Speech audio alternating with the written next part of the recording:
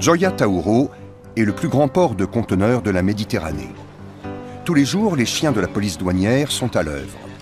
Leur mission, dépister la drogue. 3 millions de conteneurs sont déchargés ici chaque année. Gioia Tauro est le plus gros employeur de Calabre et le plus important lieu de transbordement de la drogue d'Europe. Depuis fin 2011, nous avons saisi près de 5,5 tonnes de cocaïne. Et pourtant, seule une petite partie de la drogue est dépistée. L'or blanc débarqué ici fait de la 'Ndrangheta calabraise la plus puissante organisation criminelle d'Europe. L'objectif des chefs de la 'Ndrangheta n'est pas de s'enrichir davantage, mais de justifier l'argent qu'ils ont déjà, de pouvoir faire sortir à la lumière du jour la fortune qu'ils ont amassée.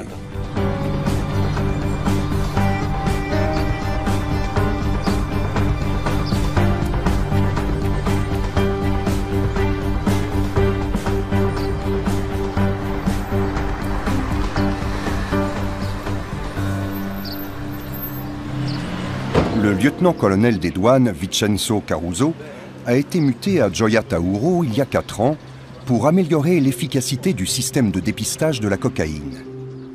Mission accomplie. Toutefois, il sait que les contrôles actuels permettent d'intercepter tout au plus 10% de la drogue qui afflue sur le marché européen en transitant par ce port. Pour la 'Ndrangheta, le port de Gioia Tauro a une importance stratégique, car il est situé sur son territoire. Les Ndranghétistes jouent pour ainsi dire à domicile ici. Et ils ont plus de facilité à infiltrer la zone portuaire pour contrôler les mouvements de la cocaïne.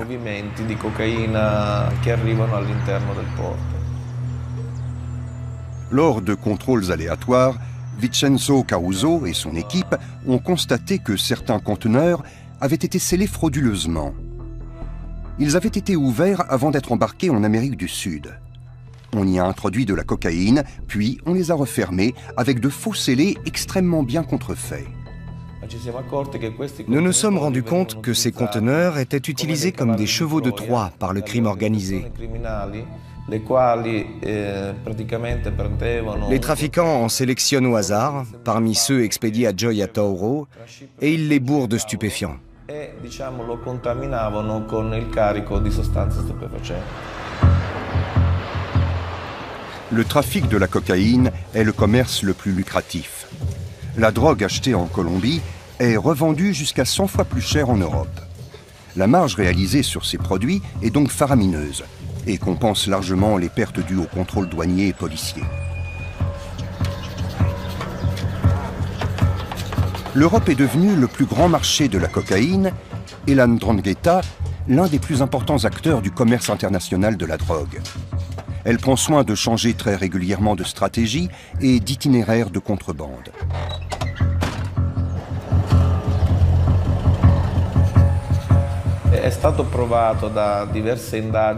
Récemment, il a été prouvé grâce à des enquêtes réalisées par la police des douanes qu'une partie des employés du port appartenaient à des organisations criminelles. Diverses opérations ont alors été menées et on a procédé à des arrestations au sein même du personnel du port de Gioia Tauro.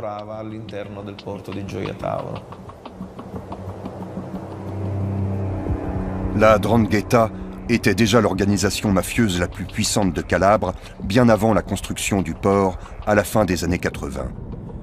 Divisée en 160 clans, elle règne sur le sud de l'Italie depuis plus de 80 ans. D'origine rurale, cette mafia régionale s'est d'abord enrichie par le biais du racket, des enlèvements et des projets de construction douteux. Le trafic de cocaïne a fait d'elle un géant du crime opérant à l'échelle mondiale, avec 6000 membres et un chiffre d'affaires annuel estimé à plus de 50 milliards d'euros. Le journaliste Michele Albanese, originaire de Gioia Tauro, a eu le courage de parler des sombres affaires de la 'Ndrangheta. Il a révélé l'implication de l'un de ses clans les plus redoutables dans des affaires suspectes. Depuis, il figure sur la liste noire de la mafia et ne peut plus sortir de chez lui sans garde du corps.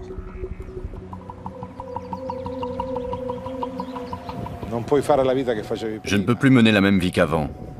C'est vraiment terrible. Mon quotidien a changé du tout au tout. Je ne suis plus un homme libre. Je ne peux plus sortir tout seul. Quand je veux quitter la maison, je dois appeler la police qui vient me chercher avec une voiture blindée et m'accompagne partout où je dois aller. Vous comprenez bien qu'obliger un journaliste à vivre de la sorte, c'est comme couper les ailes à un oiseau.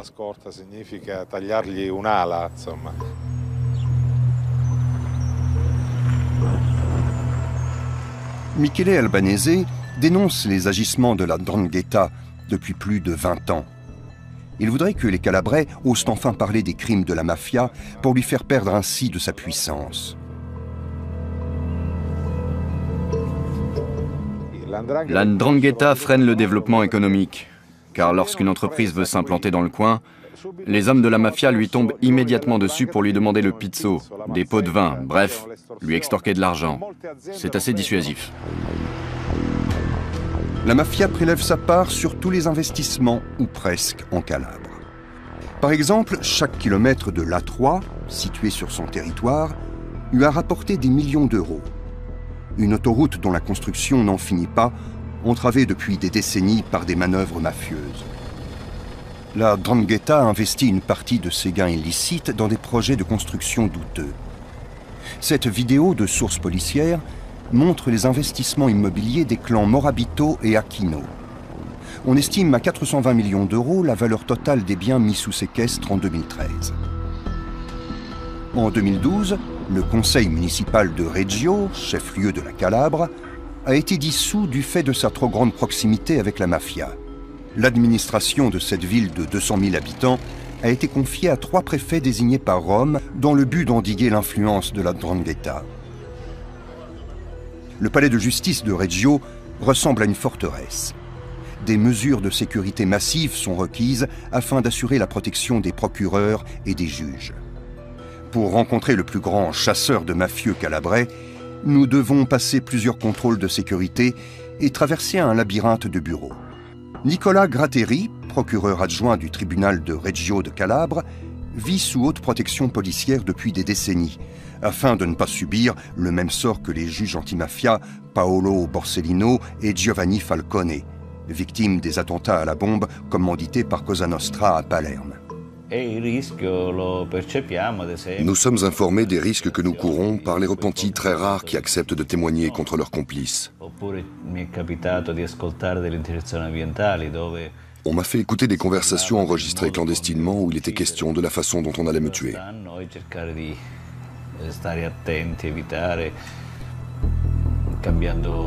Nous devons être très prudents, éviter certains endroits, changer régulièrement de parcours, d'heure. Je ne vais plus au cinéma depuis près de 30 ans. Nicola Gratteri a fait de la lutte contre la mafia sa raison de vivre. La structure de la 'Ndrangheta est avant tout familiale. La caractéristique principale de cette organisation mafieuse est donc le lien du sang qui lie ses membres. Ce lien la rend dure, granitique, impénétrable. Et la probabilité que l'un d'entre eux collabore avec la justice est quasi nulle.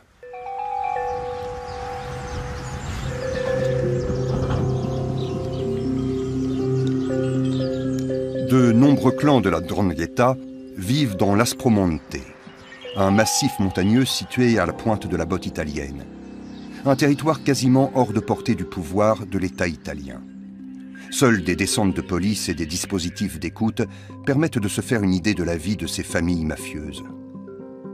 Cette vidéo de la police montre l'intérieur cossu de la maison d'un 'ndranghêtiste et ses goûts esthétiques bien particuliers. En plus des liasses de billets, les policiers ont découvert une galerie souterraine manifestement prévue pour une éventuelle évasion.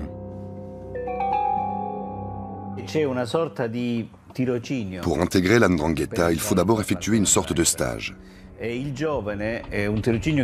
Cette période d'apprentissage dure 1 ou 2 ans, au cours desquels le jeune apprenti est encadré par un adulte déjà affilié à la 'Ndrangheta. Cette vidéo filmée secrètement par la police a fait sensation. Pour la première fois, on assistait à l'un de ces rituels initiatiques quasi religieux qu'affectionne la 'ndrangheta.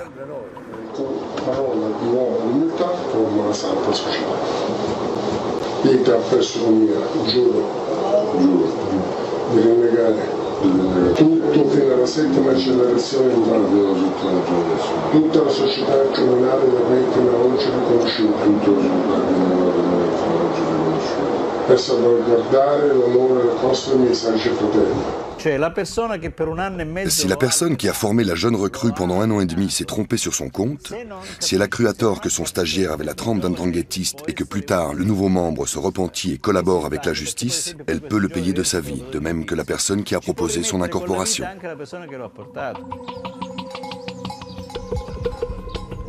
Le meurtrier qui a tué 6 personnes à l'arme automatique dans la ville allemande de Duisbourg en 2007 venait de ce village dénommé San Luca. Il a tiré 54 coups de feu sur ses victimes assises dans leur voiture. Ce sextuple meurtre perpétré devant un restaurant italien suscite un vif émoi à l'échelle internationale. Pour la première fois, l'Allemagne mesure le réel danger que représente la 'ndrangheta. Cet acte a fait prendre conscience aux autorités allemandes que la 'ndrangheta était active dans leur pays. L'auteur du massacre de Duisbourg a été arrêté à Amsterdam en 2009, puis extradé vers l'Italie. La vie des gens est conditionnée par la mafia. La 'ndrangheta représente la violence et la mort, mais aussi le consensus social, dans le sens où la 'ndrangheta est un réel pouvoir. Alors les gens ont peur et courbent l'échine. Rosa Quattrone et ses frères et sœurs ont eux aussi été confrontés de très près à la violence de la 'ndrangheta. Leur père, fonctionnaire de l'inspection du travail, a été assassiné par un commando mafieux en 1991 pour avoir inspecté de trop près certains chantiers dirigés par la mafia. Rosa avait alors 14 ans. Quelques années plus tard, sa mère est morte d'un cancer.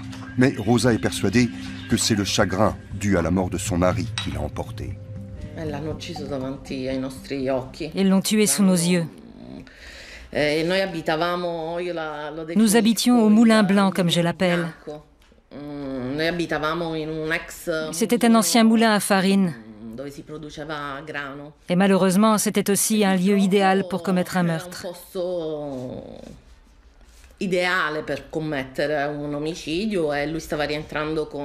Il rentrait à la maison où nous l'attendions. C'était un samedi soir et nous avions prévu de sortir. Sur le coup des 20 heures, nous avons entendu sa voiture approcher et puis des coups de feu. Nous avons assisté à son assassinat en direct.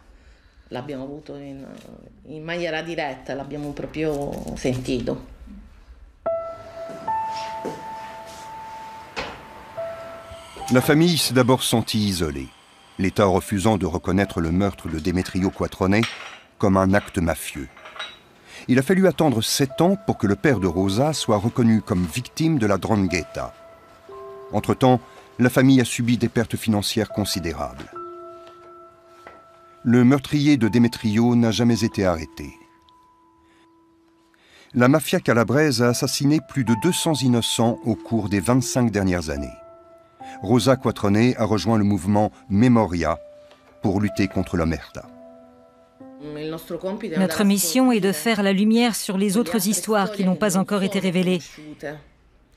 Parce que les familles des victimes n'ont pas eu le courage de sortir du deuil et de rendre l'affaire publique. Alors nous, qui sommes également des membres de familles de victimes, nous menons l'enquête et le répétons jour après jour, sortez de chez vous, faites entendre vos voix, venez nous trouver. Faisons avancer l'histoire ensemble. La mafia a aussi commis des assassinats dans la petite ville de Polistena, située à quelques kilomètres seulement du port de Gioia Tauro. En outre, il s'est avéré que le plus grand bâtiment de la commune appartenait à un puissant clan ndranghêtiste, à la suite de quoi il a été confisqué par l'État. De nombreuses terres agricoles des environs ont également été saisies et leur exploitation confiée à une coopérative. La coopérative sociale Valle del Maro a été fondée par Domenico Fazzari et Don Pino.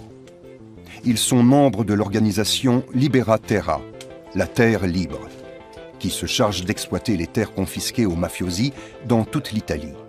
Ici, ils cultivent des agrumes et des olives sur 130 hectares. La confiscation est un instrument très efficace de la lutte anti-mafia, car les clans mafieux ont besoin d'argent et de consensus. Saisir leurs biens signifie à la fois leur couper les vivres et mettre fin au consensus. Ils ne peuvent plus dire « cet immeuble est à moi, ces terres sont à moi ».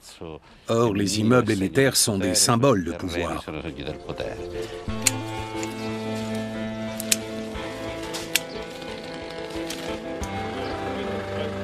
La coopérative dirigée par Domenico Fazzari pratique l'agriculture biologique et vend ses produits dans toute l'Italie. Au cours des dernières décennies, la justice italienne a saisi 6500 terrains, villas et bâtiments appartenant à diverses organisations mafieuses. Une action d'envergure sans égale en Europe. L'organisation Libera Terra est désormais un important pilier de la lutte anti-mafia en Italie. Ses membres doivent être constamment sur leur garde. Au fil des années, plus de 10 ans ont passé. Nous avons essuyé un certain nombre d'attentats. Ils s'en sont pris à nos outils, à nos équipements. Ici, ils ont saboté les tracteurs et autres machines. Ailleurs, ils ont pillé ou incendié les exploitations. Nous sommes contraints de déplacer les machines en camion d'un terrain à l'autre en fonction des cultures.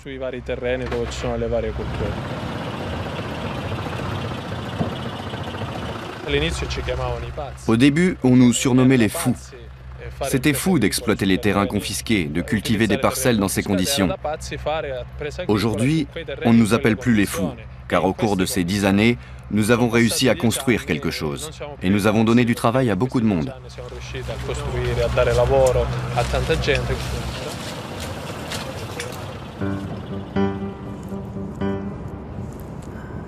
Les coopératives et les mouvements citoyens ne sont pas les seuls à innover dans la lutte contre la mafia ces derniers temps. L'État a lui aussi affiné ses méthodes.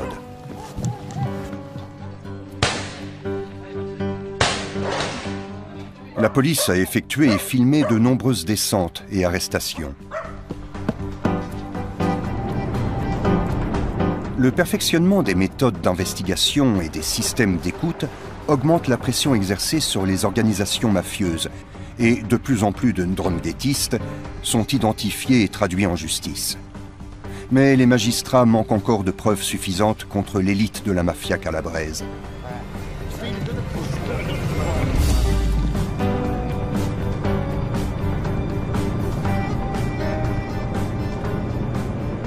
L'Ndrangheta a le quasi-monopole des importations de cocaïne en Europe. Car certains de ses membres sont installés en Amérique du Sud et font office de brokers. Ils achètent le plus de cocaïne possible pour l'avoir au prix le plus bas.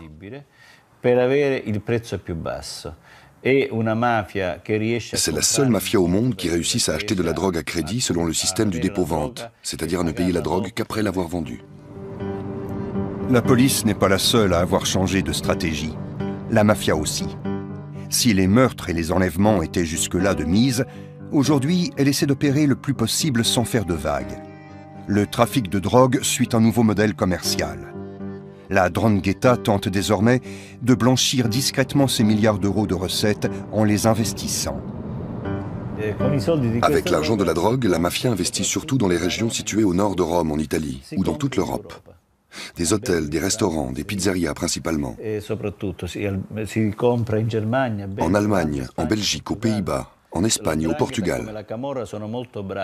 La 'Ndrangheta comme la Camorra se sont illustrés dans le monde de la construction immobilière. Elles ne le font pas seulement pour gagner de l'argent, c'est aussi une question de prestige. Être présent à l'Expo Milano 2015 et avoir travaillé pour une famille mafieuse est une démonstration de pouvoir. En mai 2015, l'exposition universelle de Milan ouvre ses portes. La 'Ndrangheta a compris depuis des années déjà qu'investir dans l'immobilier autour de cet événement mondial était une occasion en or d'infiltrer l'économie légale.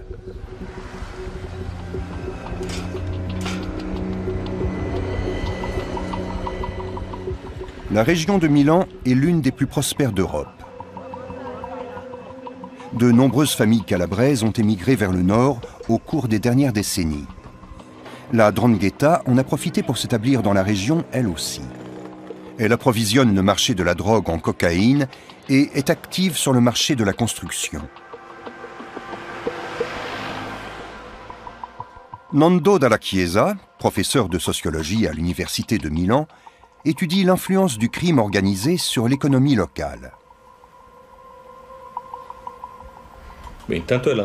La 'Ndrangheta est la plus puissante de toutes les organisations mafieuses. Elle se ramifie de plus en plus, notamment en Lombardie, dans le Piémont, en Ligurie et aussi de bien des façons en Émilie-Romagne. Elle a cela de particulier qu'elle est conquérante. Elle ne se contente pas de faire des affaires, elle conquiert des territoires, et autant que possible dans les régions du Nord. Les travaux de réaménagement de ce canal, à l'occasion de l'exposition universelle, ont eux aussi profité à la mafia. Menacés de représailles, les entrepreneurs n'ont pas eu d'autre choix que de coopérer. Le préfet de Milan a changé. On est passé d'un préfet qui prétendait que la mafia n'existait pas à un préfet qui a pris plus de 70 mesures d'interdiction à l'encontre des entreprises mafieuses, les obligeant à cesser leurs activités. Mais la mafia est active dans de nombreux secteurs, comme celui des travaux publics, celui des travaux de terrassement et le secteur des services. Transport, restauration, nettoyage, tourisme. Tout cela, elle le fait encore aujourd'hui.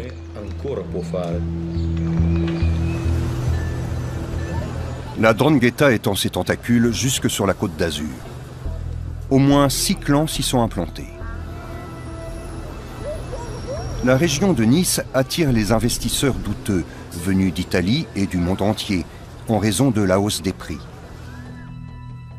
La journaliste Hélène Constanti a publié un livre sur l'influence de la mafia implantée dans le sud de la France. Cette famille Pellegrino n'était pas seulement présente dans ils avaient des entreprises de terrassement, de travaux publics, de bâtiments en Italie, mais ils avaient aussi créé des filiales en France. Une entreprise de terrassement dans la ville de Menton, qui est vraiment la ville frontière avec l'Italie, et avait obtenu des marchés de la façon la plus tranquille et la plus ordinaire possible. C'est la police italienne qui a fini par mettre au jour les activités criminelles de la famille Pellegrino et par confisquer leurs propriétés à Bordighera, tout près de la frontière avec la France. Cette famille avait totalement infiltré la ville de Bordighera, le conseil municipal a été dissous, l'État a pris le contrôle de la ville, puisque tous les pouvoirs publics locaux étaient infiltrés par la mafia calabraise.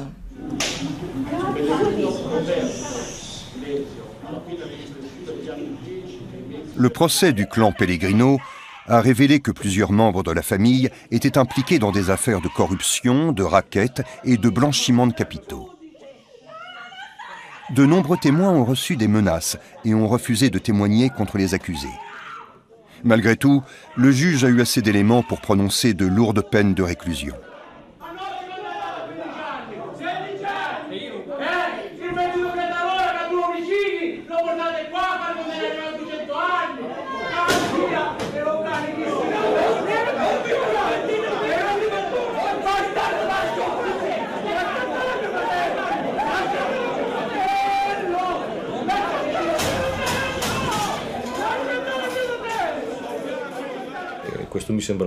Le concept de colonisation me semble être l'aspect le plus important, c'est-à-dire la capacité à influencer la manière de penser des gens, à conditionner les esprits, à influer sur le comportement des administrations publiques. Ils vont même jusqu'à modifier la politique des territoires conquis. Le Cap Ferrat, entre Nice et Monaco, est l'un des lieux de résidence les plus chers de France. La 'Ndrangheta n'est pas la seule à y acquérir de l'immobilier avec l'argent de la drogue. Les oligarques russes investissent eux aussi des centaines de millions d'euros dans les villas les plus chères du pays. Selon les recherches menées par Hélène Constanti, de nombreuses transactions sont entachées de corruption. L'ancien sénateur-maire de Saint-Jean-Cap-Ferrat avait d'ailleurs été mis en examen. Il est mort avant que le procès puisse tenir. Il était mis en examen, ça c'est une certitude. Les perquisitions avaient permis de découvrir des centaines de milliers d'euros dans ses coffres, dans des comptes en Suisse, dont l'origine reste très mystérieuse. Alors le reste de cette affaire va être jugé bientôt à Marseille. L'achat de ces somptueuses villas s'effectue la plupart du temps par l'intermédiaire de sociétés immobilières privées. Les financiers et autres tireurs de ficelles restent généralement dans l'ombre. Sur le papier figurent souvent des fonds exotiques basés dans les Bermudes ou les îles Caïmans. Les sociétés immobilières offrent une opportunité légale d'investir et donc de blanchir des sommes colossales acquises illégalement. C'est pour dissimuler l'origine des fonds, quel est l'argent qui a servi à ça. Un notaire que j'ai rencontré à Marseille disait que les SCI, c'est des machines à laver l'argent sale. C'est vraiment des zones de non-droit, où les règles habituelles de l'urbanisme ne s'appliquent pas. Et voilà, ça permet des maquillages vraiment très très difficiles à élucider. C'est ici que travaille la cellule antimafia de la police judiciaire niçoise. Le commissaire Philippe Frison collabore fréquemment avec ses confrères italiens, qui ont des méthodes plus efficaces en matière de lutte anti-mafia. Il faut savoir que dans les enquêtes de blanchiment, ce sont des enquêtes qui durent très longtemps, qui peuvent durer très longtemps, qui peuvent mobiliser pendant un certain nombre de mois ou d'années plusieurs personnes d'un groupe, et on n'est pas sûr à la fin d'avoir un résultat. Et quand vous savez que vous ne attaquez qu'une petite partie du système, ça montre l'importance des sommes en jeu dans ces histoires de blanchiment.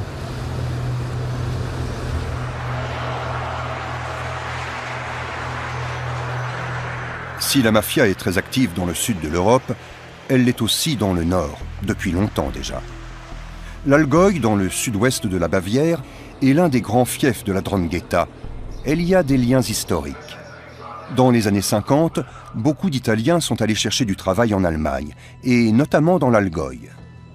Parmi eux, il y avait des habitants de San Luca. Ils ont durablement marqué Kempten, la principale ville de la région. Au départ, ils venaient y chercher du travail, mais beaucoup d'entre eux avaient des liens familiaux avec la 'Ndrangheta. Dans les années 80, quand la police italienne a décidé de faire véritablement la chasse aux mafieux, ceux-ci ont cherché refuge chez leurs parents installés à l'étranger. C'est ainsi que beaucoup se sont retrouvés à Kempten, où ils ont poursuivi leurs affaires. Giorgio Basile, l'un des tueurs les plus redoutés de la mafia, a 30 cadavres sur la conscience. Il a voulu se cacher dans l'Allgäu, mais a été intercepté et arrêté par la police.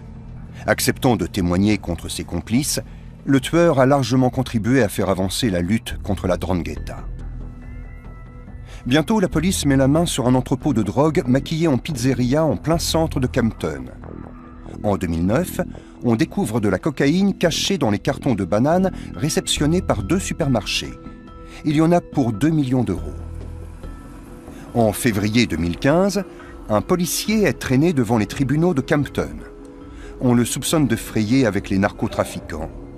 Ceux-ci avaient également essayé de faire entrer une taupe au sein des autorités municipales. Cette affaire a eu un retentissement national. Armin N., le chef de la brigade antidrogue de l'Allgäu, a été lui-même accro à la cocaïne pendant des années et maltraitait sa femme. Après un accès de violence conjugale, il a été appréhendé par la police. À la suite de son arrestation, ses collègues ont découvert 2 kilos de cocaïne planqués dans son casier au commissariat. Un trésor estimé à 160 000 euros. D'où venait la drogue? Le faisait-on chanter? Prévenait-il la mafia avant les descentes de police? Comment s'est-il retrouvé dans cette position? D'autres policiers étaient-ils impliqués? Aucune de ces questions n'a trouvé de réponse au cours du procès. Nous avons mené de vastes enquêtes afin de découvrir l'origine des stupéfiants. Celles-ci ne nous ont pas permis de recueillir le moindre indice de nature à prouver que l'accusé se procurait la drogue grâce à de quelconques liens avec la mafia ou qu'il en faisait commerce. L'inspecteur avait des problèmes personnels et avait développé une dépendance à la drogue. Lors du procès, les accusations d'accointance avec la mafia n'ont pas été prises en compte. Stefan Albanesi, un homme politique local du parti de gauche Die Linke, secondé par d'autres membres de l'opposition au Parlement de Bavière, demande l'ouverture d'une enquête indépendante, l'origine de la cocaïne n'ayant pas été prouvée. L'accusé invoque des trous de mémoire. Mais en principe, quand on se fait livrer 160 000 € de marchandises, autrement dit 2 kilos de cocaïne, on se rappelle encore 20 ou 30 ans plus tard de son origine. L'accusé est condamné à 6 ans et demi de prison ferme pour possession de drogue et coups et blessures. La présence de la mafia dans l'Algoï, depuis de nombreuses années, laisse supposer qu'il pourrait s'agir d'un complot.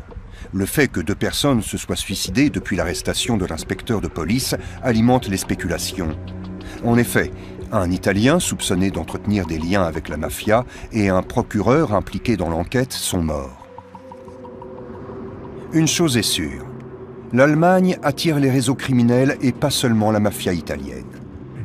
L'Office fédéral de police criminelle, BKA, a instruit 9000 dossiers l'an dernier. Les sommes en jeu sont estimées à 720 millions d'euros. Et ce n'est là que la partie émergée de l'iceberg, comme le fait remarquer le commissaire de police Sebastian Fiedler, qui poursuit les mafiosi depuis des dizaines d'années.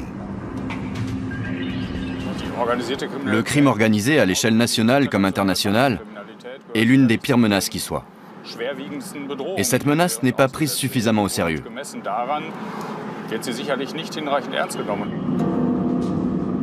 Sebastian Fiedler, membre de la Fédération allemande des agents de la police judiciaire, pointe du doigt les dysfonctionnements de la législation. À l'aéroport de Francfort, les valises de billets circulent sans être interceptées. Le plus grand aéroport d'Allemagne, plaque tournante du système mondial de transport aérien, est le théâtre d'un important trafic d'argent sale. L'aéroport joue un rôle bien plus considérable qu'on ne l'imagine dans les affaires de trafic d'argent sale. Or, dans le contexte général de blanchiment de capitaux et de fraude fiscale, le trafic d'argent liquide a une importance capitale. Il fonctionne comme le trafic de stupéfiants et c'est pourquoi les contrôles doivent être pris très au sérieux. Aki est une chienne dressée pour dépister les billets de banque. Elle flaire les bagages des voyageurs pour détecter les millions que la mafia de la drogue essaie de faire passer en Allemagne. Plusieurs dizaines de chiens de détection travaillent ainsi sur les principales plaques tournantes du pays et permettent, rien qu'avec les contrôles aléatoires, de mettre la main sur au moins 100 millions d'euros chaque année. À l'intérieur de la zone euro, il est particulièrement facile de faire passer de grosses sommes, grâce notamment aux billets de 500 euros. 1 million d'euros en billets de 500 ne pèse que 2 kilos. En dollars et en livres sterling, il n'y a pas de gros billets. Les chiens dressés pour traquer les billets de banque flairent un mélange d'odeurs, celle du papier, de l'encre et de l'environnement culturel. Aki a détecté quelque chose. Elle réclame sa récompense. La valise est fouillée. Elle ne contient cependant qu'une quantité dérisoire d'argent. Pas de billets de 500 euros ici. Avec les billets de 500 euros, on peut faire passer de gros montants dans des contenants assez petits. S'il fallait faire passer les mêmes montants en coupures de 50 ou 100 euros, il faudrait plus de place. Les billets de 500 sont pour ainsi dire prédestinés au trafic d'argent sale.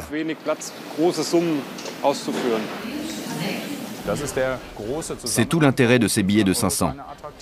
Pour le citoyen lambda et dans le circuit économique normal, dans la vie quotidienne, ils n'ont aucun intérêt. Je vous mets au défi de trouver quelqu'un qui se balade avec des billets de 500 en poche. D'ailleurs, il n'y a pas beaucoup de magasins qui les acceptent. C'est pourquoi il est urgent de supprimer ces billets de 500 euros, et pas seulement en Allemagne, mais dans toute l'Europe. En Europe, selon les estimations, les organisations criminelles réalisent chaque année des profits de plus de 100 milliards d'euros, le tout en liquide. Ces sommes mirobolantes ne deviennent toutefois réellement dangereuses que lorsqu'elles sont investies sans éveiller les soupçons ou déposées sur des comptes en banque plutôt qu'entreposées dans des cachettes. C'est précisément le but du blanchiment d'argent. L'Allemagne passe pour le grand pays du blanchiment de capitaux. On présume que la 'Ndrangheta y blanchit 80% de l'argent de la drogue. Les Russes, Libanais, Nigériens, Mexicains et bien sûr les Allemands blanchissent et investissent ici leurs profits illicites. Leur mot d'ordre, l'égalité, pouvoir et influence. À Essen, Le procureur Annette Milk inspecte les locaux des marchands de voitures d'occasion. Son administration lutte contre un réseau de blanchiment des plus audacieux dont on suspecte qu'il a injecté plus de 16 millions d'euros dans l'économie du pays. Cependant, elle n'a rien pu faire.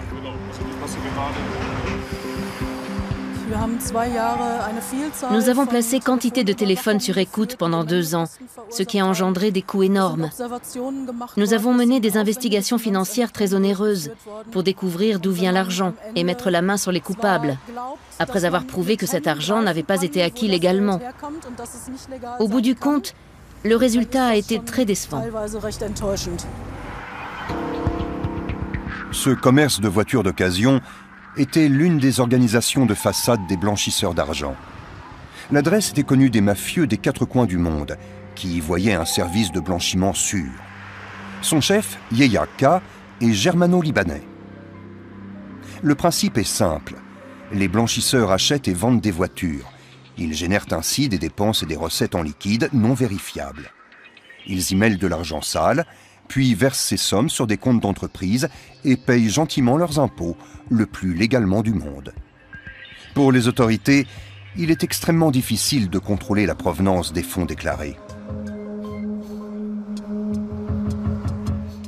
L'argent sale est introduit en Allemagne par des passeurs qui vont le chercher directement chez les clients, comme les trafiquants de drogue espagnols, italiens ou d'Afrique de l'Ouest. Ça se passe plus ou moins comme dans les romans ou les films d'espionnage. L'argent est transporté dans des valises. C'est comme ça que des sommes dépassant parfois le million d'euros peuvent passer les frontières. Les blanchisseurs prennent jusqu'à 15% de commission. Et le ministère public est impuissant. Ce n'est pas comme si le blanchisseur devait nous prouver qu'il a gagné son argent de façon légale. C'est précisément l'inverse. C'est nous qui devons non seulement prouver que son argent provient d'activités illégales, mais aussi pouvoir citer les sources en question avec précision, ce qui est bien souvent très difficile. Annette Milk et ses collègues ont essayé malgré tout. Pendant plus de 2 ans, ils ont rassemblé des preuves et surveillé les comptes des blanchisseurs présumés. Des agents ont même été chargés d'infiltrer le réseau de blanchiment pour avoir une meilleure visibilité sur ses transferts d'argent, ses activités commerciales et ses contacts. Tout a été passé au peigne fin.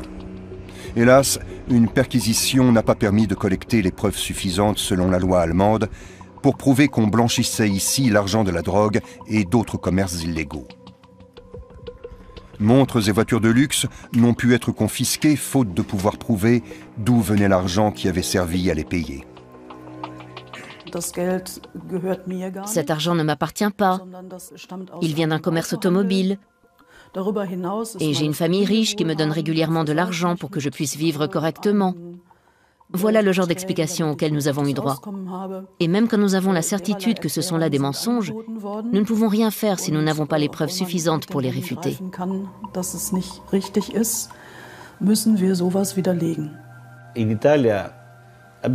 En Italie, nous avons des règles précises. Nous n'avons pas besoin d'un crime. Rien que la fréquentation de mafiosi, le fait de se comporter comme un mafioso ou d'avoir des biens d'une valeur démesurée suffit. Dès lors, nous sommes autorisés à confisquer les biens suspects. En Allemagne, le blanchisseur a pu poursuivre tranquillement son activité. L'Office fédéral de police criminelle l'avait toutefois placé sur écoute, mais en trafiquant de drogue averti, il s'exprimait en langage codé. Allô? Lui donnera-t-il 1 mètre? 1 mètre et pas mal de lire. Comme on a dit, 50, 80, 66, 12. Entendu, cher ami. Les investigateurs ont réussi à comprendre que le chef du réseau allait lui-même se déplacer à l'étranger pour réceptionner une somme conséquente. J'ai un truc à régler, je serai absent 24 heures. Qui, toi? Oui, je vais chercher 1 mètre. La justice allemande a saisi sa chance. Des agents ont suivi l'homme jusqu'à l'aéroport et l'ont vu s'enregistrer sur un vol à destination de Madrid. Ils en ont informé les polices espagnoles et françaises. Un des passeurs du réseau de blanchiment a été arrêté et inculpé en France. La justice française a ensuite demandé à la justice espagnole d'extrader le blanchisseur d'Essen et à la justice allemande de lui envoyer les résultats de ses investigations. Et le piège s'est refermé. La police espagnole a surpris Yehia K. avec 1,2 million d'euros dans sa valise et l'a remis à la justice française qui l'a condamné à 6 ans d'emprisonnement à l'aide des conclusions d'enquête fournies par l'Allemagne. Je dois dire qu'un tribunal allemand n'aurait probablement pas condamné l'accusé sur la base de ses preuves, comme a pu le faire le tribunal français.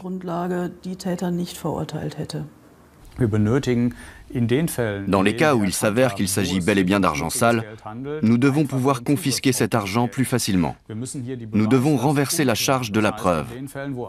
Quand nous avons des raisons sérieuses de penser qu'un individu ne gagne pas sa vie par des moyens licites et possède néanmoins des biens de grande valeur, nous devons avoir la possibilité de confisquer ces biens, à charge pour lui d'en établir l'origine licite. À Berlin, la lutte contre le blanchiment relève principalement de la responsabilité du ministère des Finances. Or, celui-ci ne semble pas s'inquiéter outre mesure du fait que des réseaux criminels internationaux blanchissent leur argent en Allemagne et infiltrent les organes vitaux du pays. Nous avons tenté plusieurs semaines durant d'obtenir une interview, mais elle nous a été refusée sous prétexte de manque de temps. Le ministère a fini par nous envoyer une réponse écrite, mais celle-ci est très générale. Toutes les questions pointues ont été ignorées. La loi allemande relative à la lutte anti-blanchiment respecte les critères internationaux. On nous sert toujours les mêmes mauvaises excuses. Le gouvernement dit appliquer formellement les recommandations et directives de l'Union européenne. Or, nous, ce que nous voulons, c'est pouvoir lutter efficacement contre le blanchiment et en cela, nos objectifs sont diamétralement opposés. Il y a 2 ans déjà, l'accord de coalition du gouvernement allemand annonçait une simplification des procédures de saisie des biens acquis frauduleusement. Mais aucune mesure concrète n'a été prise depuis. Le gouvernement s'était engagé auprès d'une commission de l'OCDE à rendre punissable au moins le blanchiment effectué par les trafiquants eux-mêmes, et ce d'ici 2014. Mais il n'a encore rien fait. L'avantage en Allemagne, c'est qu'il n'y a pas de contrôle ni de lutte anti-mafia vraiment poussée. C'est vrai que sans véritable législation anti-mafia, les trafiquants sont tranquilles. Ils peuvent acheter ce qu'ils veulent, ils savent que personne ne viendra les embêter. Même s'ils blanchissent de l'argent, personne ne viendra fouiner dans leurs affaires. Il suffit qu'ils paient leurs impôts pour ne pas être inquiétés. C'est le trafic de drogue qui rapporte le plus au crime organisé. Mais les gains réalisés ne sont réellement exploitables qu'une fois déposés sur des comptes en banque ou investis dans des affaires licites. Cette femme travaillait pour le service anti-blanchiment d'une banque. Avec sa collègue, elle a découvert des indices laissant à penser que de grosses sommes d'argent sale transitaient par des comptes au sein de sa banque. Les 2 femmes ne souhaitent pas décliner leur identité. Elles ont peur des hommes qui se cachent derrière ces transactions. Je devais examiner les relations entretenues avec les clients, repérer les transactions douteuses, contrôler les relations commerciales des clients, afin de déterminer s'il était pertinent de les signaler aux instances d'enquête judiciaire. Les banques allemandes sont légalement obligées d'affecter du personnel à la prévention contre le blanchiment. Mais qu'arrive-t-il quand celui-ci identifie des opérations douteuses?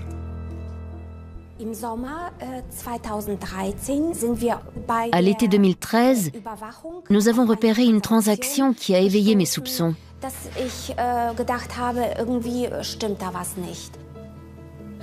En épluchant le dossier, nous avons découvert une photocopie du passeport d'Eric Van Agels. C'était tout à fait bouleversant.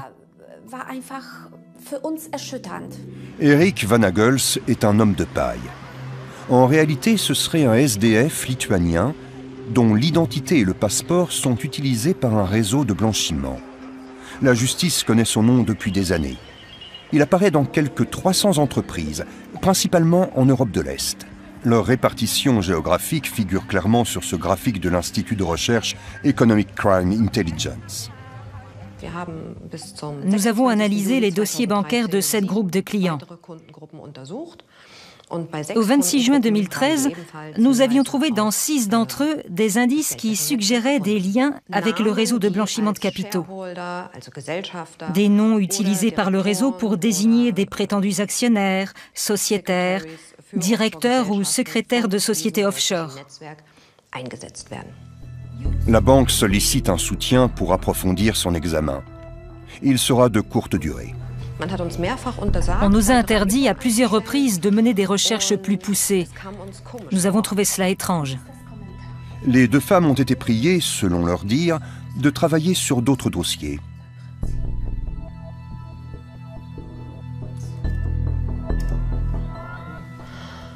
Et le 30 septembre 2013, on nous a licenciés sans préavis. Officiellement, il s'agit d'un renvoi pour raison formelle. Il fera finalement l'objet d'une transaction. La banque refuse toute interview filmée.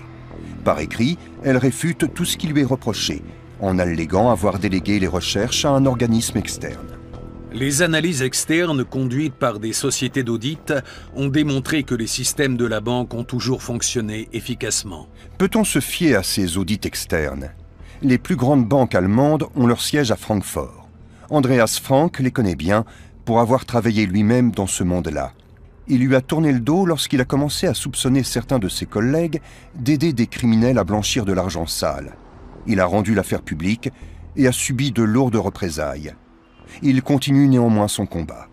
Andreas Frank a fait de la lutte contre le blanchiment sa mission. Il a accusé le gouvernement fédéral de ne pas appliquer les directives de Bruxelles.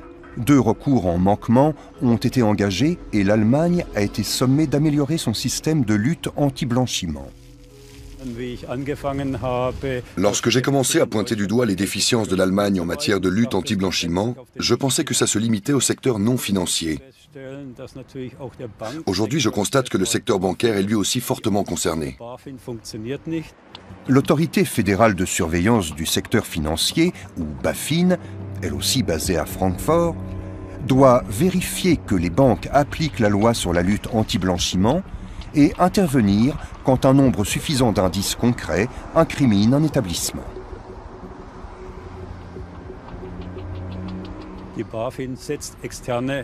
La BaFin fait appel à des sociétés d'audit externes qui ont pour partie été elles-mêmes mêlées à des affaires de blanchiment par le passé et même été condamnées, du moins aux États-Unis. Dans le cas qui nous intéresse, le travail de contrôle entamé par les employés de la banque a été délégué à une société d'audit externe sur injonction de la BaFin, sans résultat concret.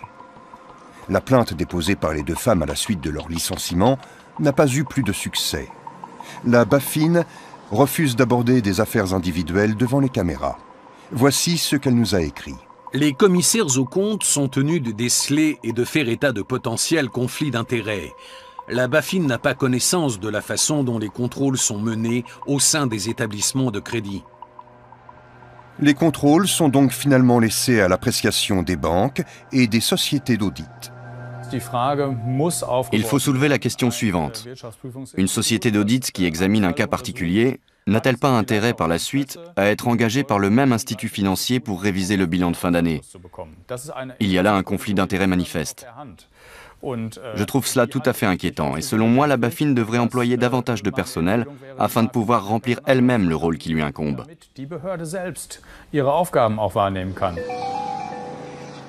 La BaFin dépend du ministère des Finances. Et voici ce que celui-ci a écrit.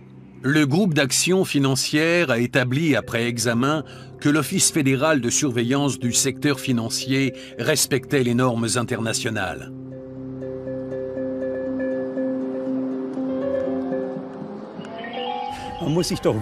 Il est tout de même étonnant qu'à l'étranger, les banques allemandes soient fréquemment condamnées pour violation des réglementations en matière de lutte anti-blanchiment ou carrément pour blanchiment de capitaux, comme ça a été récemment le cas de la Commerzbank, alors qu'en Allemagne, on ne dépiste soi-disant jamais rien de douteux. Ces 5 dernières années, la BaFin n'a prononcé que 4 sanctions à l'égard d'établissements mêlés à des affaires de blanchiment. De simples amendes d'un montant maximum de 25 000 €.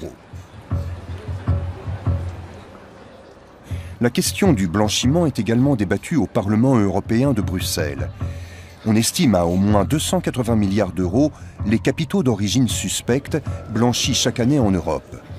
Avec quelques confrères de la police judiciaire, Sebastian Fiedler est venu parler des aspects pratiques du problème. En mai, le Parlement européen a adopté une nouvelle directive. Les propriétaires effectifs de sociétés privées doivent désormais figurer sur des registres centralisés afin de faciliter les investigations. L'important, c'est que les règlements adoptés par l'Union européenne soient bel et bien appliqués. Appliqués concrètement. Je souligne bien concrètement, il ne s'agit pas de les appliquer formellement comme par le passé. L'Europe doit faire pression en ce sens sur les États membres. Les gouvernements des États les plus puissants d'Europe doivent agir pour protéger leurs ressortissants de l'influence des trafiquants de drogue et des groupes criminels organisés en général. Sont visés avant tout l'Allemagne, la France, l'Espagne et l'Angleterre. Les transactions financières doivent être contrôlées plus efficacement par des organismes indépendants. Il faut prendre sans plus attendre les nouvelles mesures contre la dissimulation d'actifs par le biais de sociétés immobilières privées ou de sociétés fantômes. Il convient de pouvoir confisquer rapidement les biens financiers et matériels des trafiquants, méthode déjà pratiquée en Italie où elle s'est révélée particulièrement efficace. Jusqu'à aujourd'hui, le crime organisé a pu infiltrer bien trop facilement l'économie de la plupart des pays d'Europe et l'influencer en conséquence.